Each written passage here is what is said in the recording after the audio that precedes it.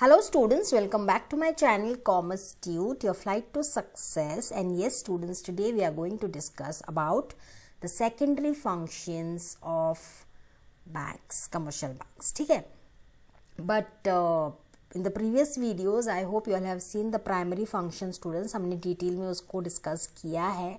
And as you can see on the screen, obviously this is 12th commerce, OCM chapter number 4 that is business services. उसके अंदर हम banks discuss कर रहे हैं students. You can see under secondary functions there are two. एक है आपका agency function, दूसरा है utility functions. But in this video we will discuss the first 5. I am to say there are maximum 5 only. 5 agency functions in a very simple and easy manner students. The moment you will see the video, you will come to know which are those best 5 agency functions. ठीक है, so that's what we are going to cover in this video. Before going ahead students, new people to my channel, kindly like, subscribe and share so the video will be very useful to you all. ठीक है, चलिए इसी अच्छे thought के साथ शुरू करते हैं. Secondary functions under that agency functions of commercial banks. ठीक है, so under agency function students सबसे पहले आता है पीरियोडिक कलेक्शन एंड पेमेंट्स. ठीक है, a commercial bank acts as a agent और representative of its clients and perform certain functions as follows. Now agency function का मतलब पहले जान लेते हैं हम. Agency function in the sense that commercial banks एक एजेंट की तरह या एक रिप्रेजेंटेटिव की तरह काम करता है अपने क्लाइंट की तरफ से और बहुत सारे फंक्शंस भी परफॉर्म करता है. सबसे पहले उनका एजेंसी फंक्शन है periodic collection and payments. Okay, commercial bank collect salary, dividend, interest and any other income periodically as well as makes periodical payment such as taxes, bills, premiums, rent. Students आपको पता है अब bank में payments जैसे salary credit होता है तो bank collect salary collect करते हैं. शेयर के ऊपर जो डिविडेंड मिलता है वो कलेक्ट करते हैं. किसी पे अगर इंटरेस्ट मिल रहा है फॉर एग्जांपल डिपॉजिट्स का या यू कैन सी डिबेंचर के ऊपर का, ऑल दोज इंटरेस्ट कलेक्ट करता है, पीरियोडिकली कलेक्ट करता है. पीरियोडिकल पेमेंट्स भी करता है, जैसे आपको टैक्सेस बिल पे करना है, बिल्स पे करना है, इंश्योरेंस का प्रीमियम पे करना है, रेंट पे करना है. आपको सिर्फ एक फॉर्म फिल करना पड़ता है, यू नो दैट योर जो भी आपके पेमेंट्स है वो डेबिट हो जाएंगे आपके अकाउंट से. ठीक है, different NACH forms are also filled so that you know आपका जो भी पेमेंट है वो हो जाए online from your bank account. ठीक है, लेकिन ये इंस्ट्रक्शन कौन देता है? Definitely the clients, the customers. वो बोलते हैं उनको ठीक है मैं अपने बैंक अकाउंट से ही पे करना चाहता हूँ, तो this is a good thing for the banks, है ना.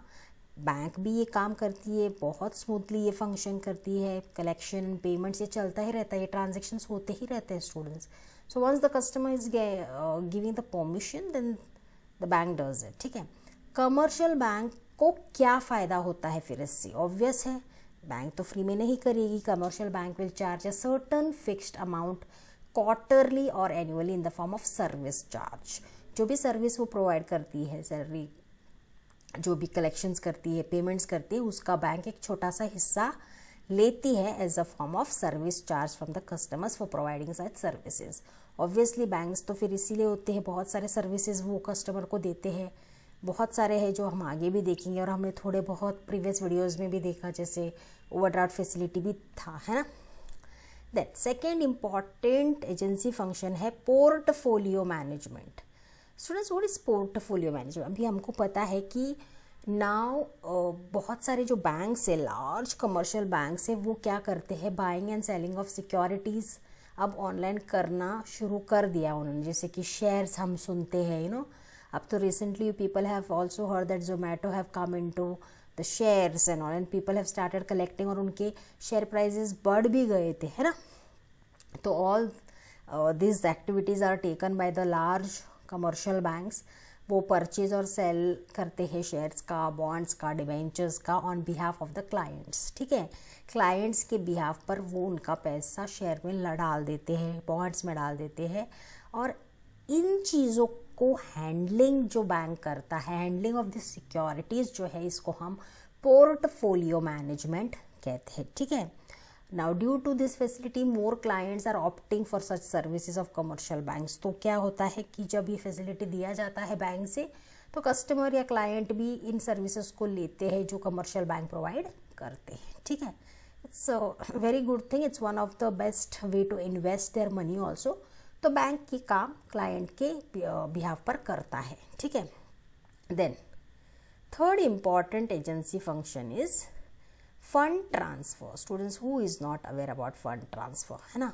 Commercial bank provides facility of fund transfer from one branch to another branch और ब्रांच ऑफ अनदर बैंक। तो ये बहुत सारी चीज़ें वो करते हैं। You are aware about IMPS, NEFT। अब तो बहुत सारे फैसिलिटीज़ है जहाँ पर आप इंस्टेंटली पैसे ट्रांसफ़र कर सकते हैं। तो bank is providing you that facility. Mobile banking जो चल रहा है, अब तो you are using different payment apps also, but banks give this facility for the fund transfer कि आप एक ब्रांच से दूसरे ब्रांच तक पैसे ट्रांसफ़र कर सकते हो।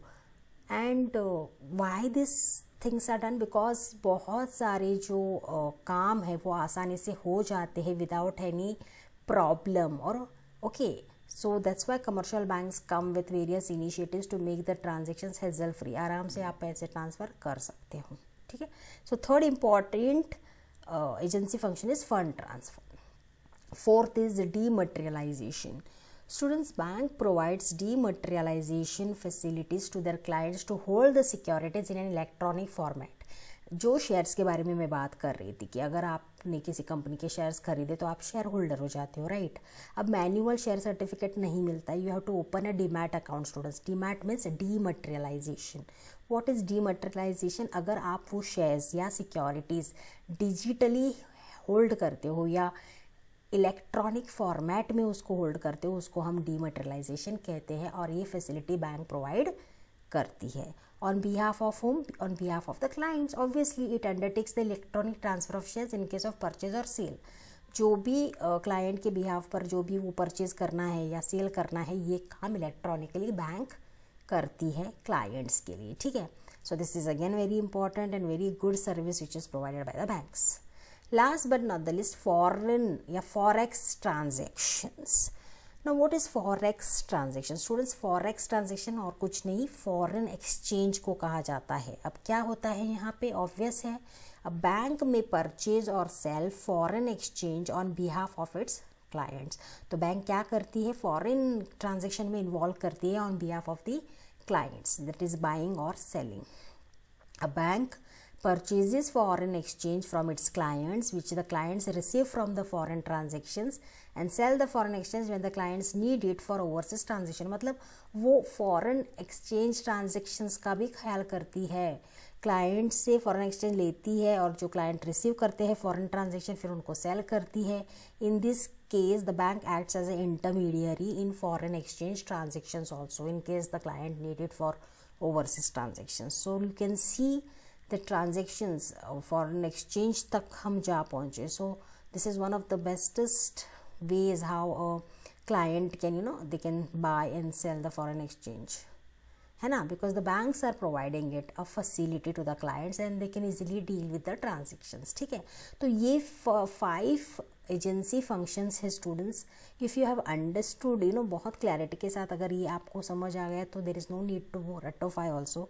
And I hope you have understood each and every point in detail. Students, just revise it and watch the video so you will get more points and then you can आराम से write in your own words, ठीक है. So I hope this 5 agency functions will be remembered by you without any, I'm going to say effortless हम बोल सकते हैं, ठीक है. So that's it children about this topic, that is agency function. In the next video definitely we'll go to the next category under secondary function, ठीक है. वो है utility functions that we'll cover in the next video. Okay, so that's it children in this video. In the next video definitely we'll come with more topics and exercises. Till then, take care. Thank you so much.